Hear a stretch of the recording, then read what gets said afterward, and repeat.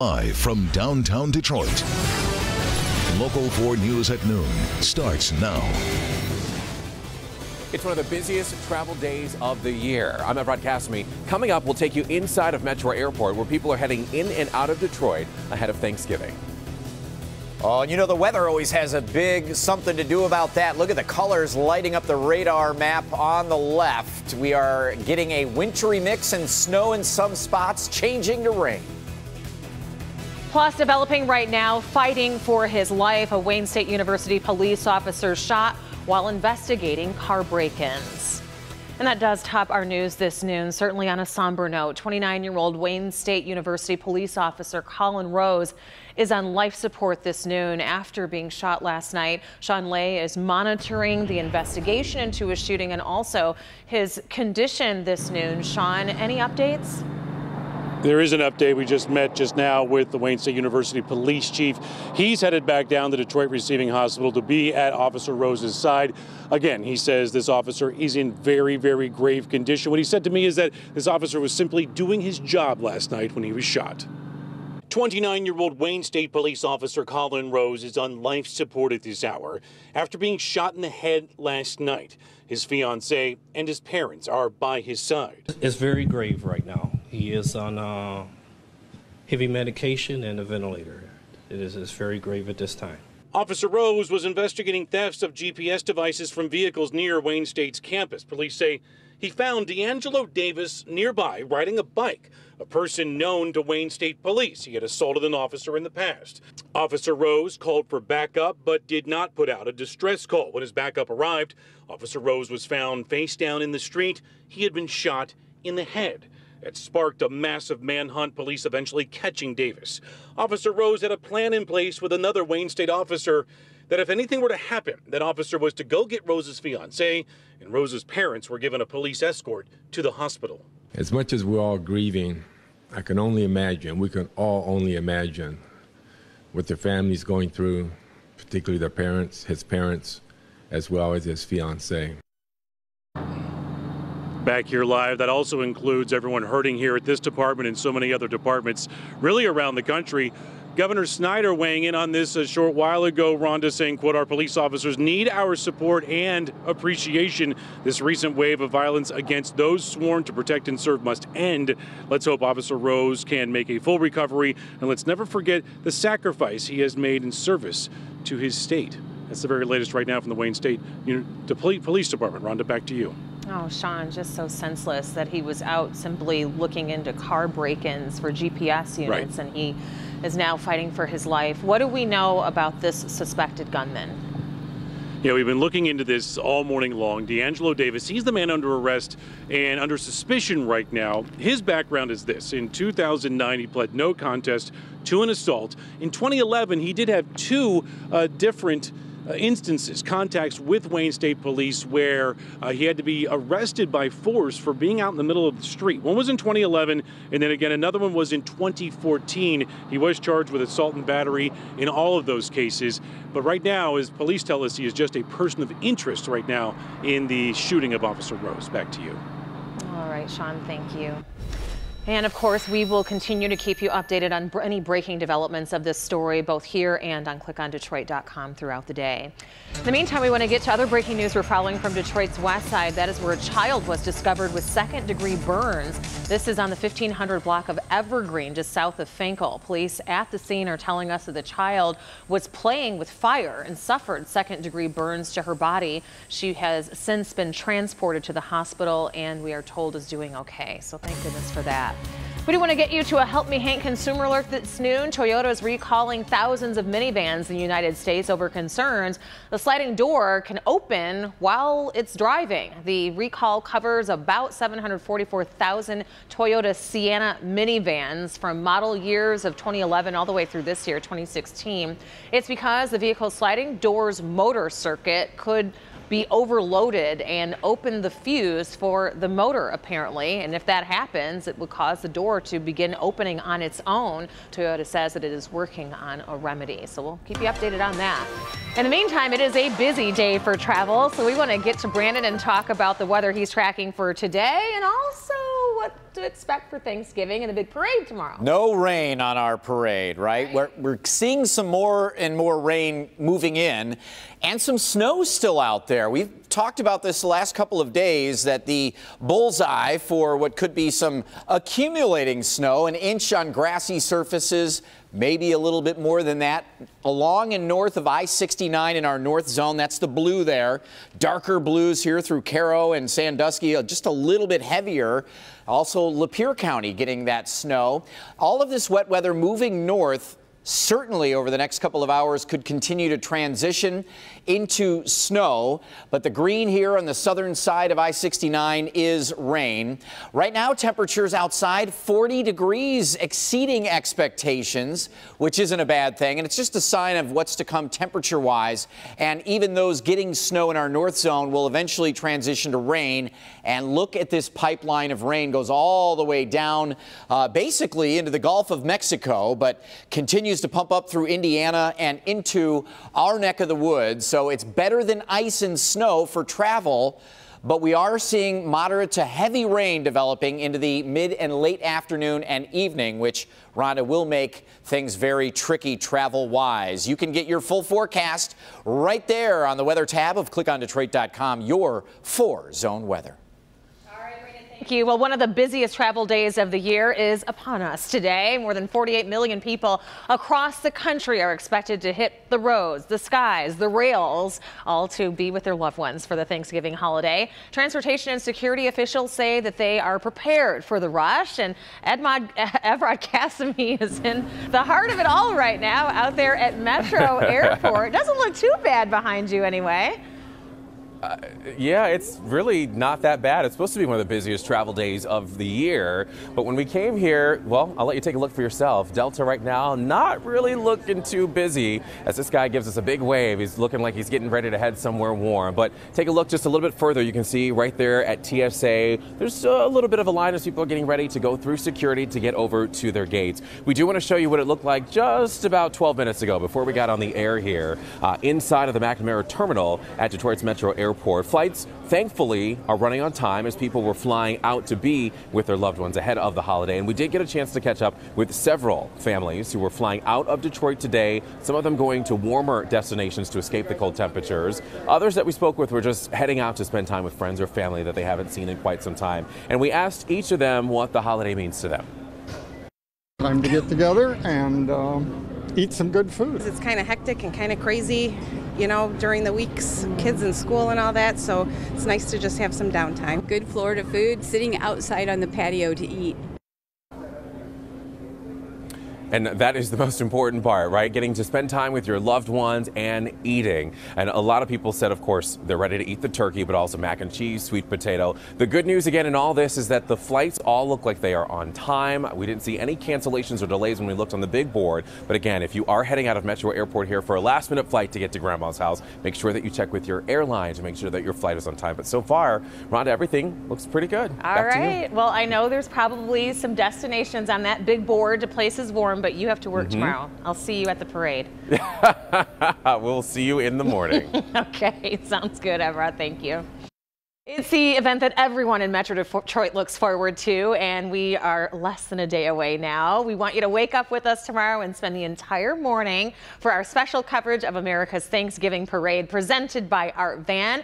We're going to kick things off bright and early in the morning at 6 a.m. live from Hockeytown. And of course, a heads up to drivers with the big parade. It comes several closures. Woodward Avenue from West Grand Boulevard to Warren is completely closed, and that will start at 5 p.m. today, all the way until 2 o'clock tomorrow afternoon. So that will affect you if you are trying to get to the game as well. Woodward between Warren to Jefferson, that shuts down starting at 2 o'clock this morning and will conclude with the parade, which ends at noon. It's just a few minutes. Our Nick Monticelli is going to give us an exclusive look at, well, you know, some of the big events that are happening, the floats and all the goodness that's going to be rolling down Woodward Avenue beginning tomorrow morning. So be sure to wake up with us starting at 6 a.m. and then all the way through with the parade coverage. It's our tradition around here at Local 4, and we enjoy spending it with you. A dramatic rescue. Bombings continue in a war-torn city. What rescuers found in the wreckage that left dozens of people in tears. But first, speaking of tears, the tragedy in Tennessee, that school bus crash that left 5 children dead, what officials are now saying about the investigation. We're hanging out with just one of the restaurants, getting ready for a huge Thanksgiving Day spread. How do they make it so homey and so personal? We'll show you today at 4 on First at 4.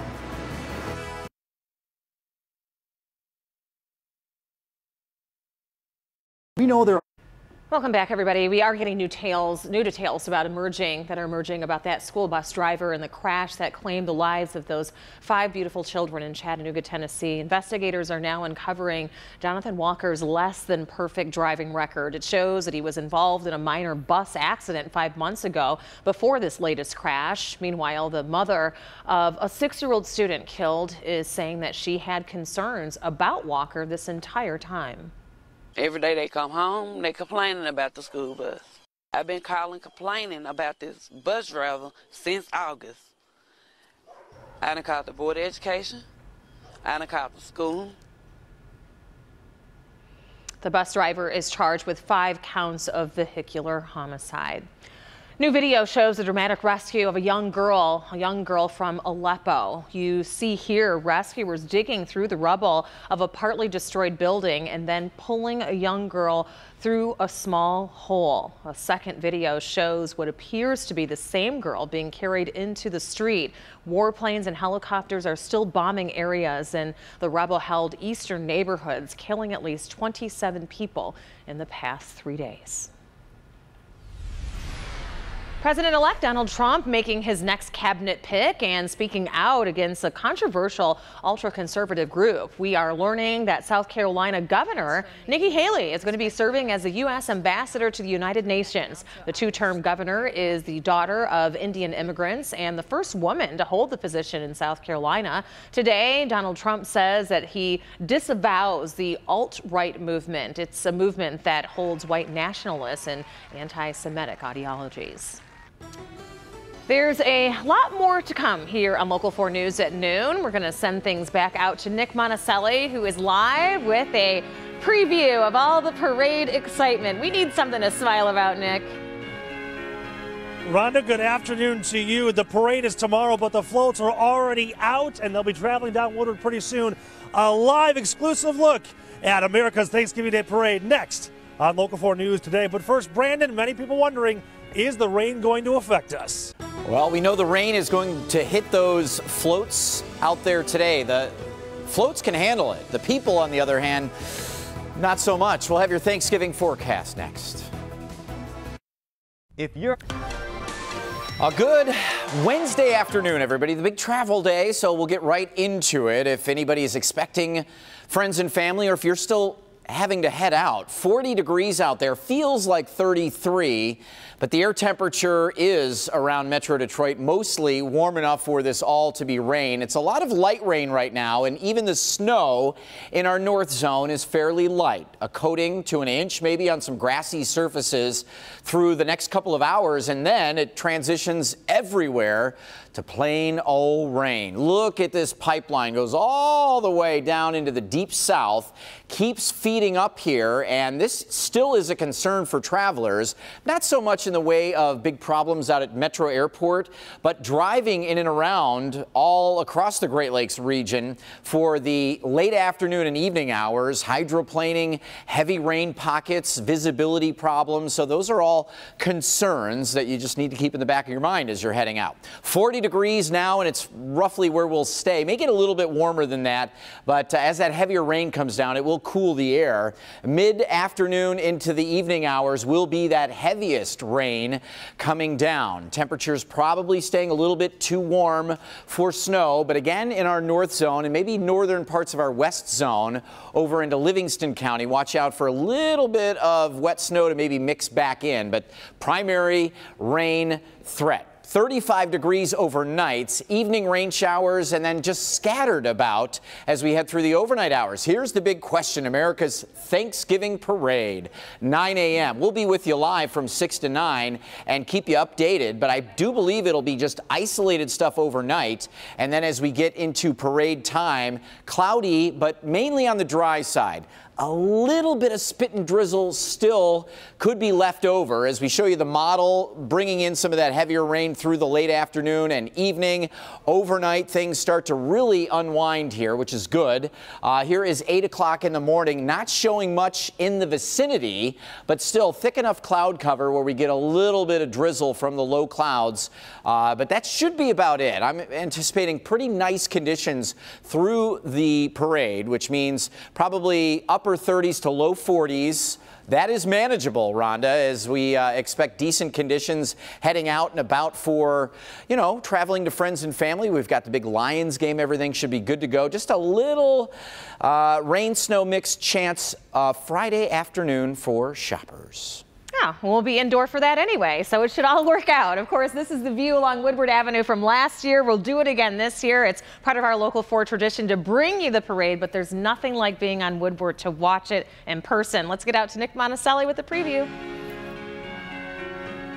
Afternoon and welcome to America's Thanksgiving Parade, brought to us by Art Van, the exclusive preview, so to speak. Tony Michaels with the parade company. We'll talk to Tony in just a moment, but first, I want to show you some of the floats we have, the brand new ones. This one is brought to us by DTE, and we want to bring some information in to give you a better idea of how this year is different from last year. 26 floats this year. We have 8 brand new ones, and 10 bands will be performing this year for the 2016 parade. 6 balloons, 10,000 grandstands, and 2,000 volunteers making all of this happen. So, Tony, the big question is, how amazing are these floats? And are they different from last year, aside from the fact that this is brand new? Yeah, this one's brand new. There's 8 brand new floats, and they are fabulous. And those fit in so well with, like, the Art Van float, which is going to lead the way tomorrow coming down Woodward. And this is DTE. We're headed down to Ford, right down here. And the Model T on top of the float. It goes Model T right to tech, right into autonomous vehicles. I mean, it's just a very creative, great year. Our art staff did a wonderful job sculpting. And think about this. We've got Judge Damon Keith and Keegan-Michael Key as the Grand Marshals tomorrow, leading the way. And so many great things with 1 million people on Woodward. And the weather's going to be great, right? Right. Well, so Brandon has said that exactly the rain is happening right now. We're not going to have rain tomorrow, but how do these stand up when the snow and rain starts to fall now? We're great. They are weatherproof the whole way. They really are.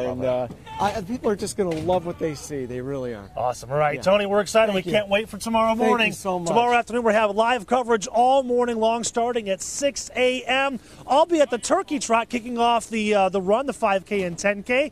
I can't wait, Rhonda. I'm so excited about everything tomorrow. You and me both, and a lot of other kids and families that'll be right down there with us. A quick reminder, our coverage, as Nick said, kicks off at 6 a.m. We'll be at the Turkey Trot along the parade route and also live from Hockey Town with some special guests for our special edition of Local 4 News today, and then the parade comes right after that. So it's a great tradition we have here, and we can't wait to bring it all to you. Still to come right now, though, a Thanksgiving tradition at the White House. Meet the turkeys who will face President Obama to learn their fate. Welcome back, everybody. Today, President Obama will spare the life of a turkey or two. All right, Thanksgiving tradition, of course. President is presented with 2 turkeys and pardons 1. And that bird becomes the national turkey this year. Obama has decided to do 2 Iowa turkeys, Tater and Tot. And rumor has it they will both be pardoned. Good for them. The rest of the turkeys? Fly away. Run for your lives.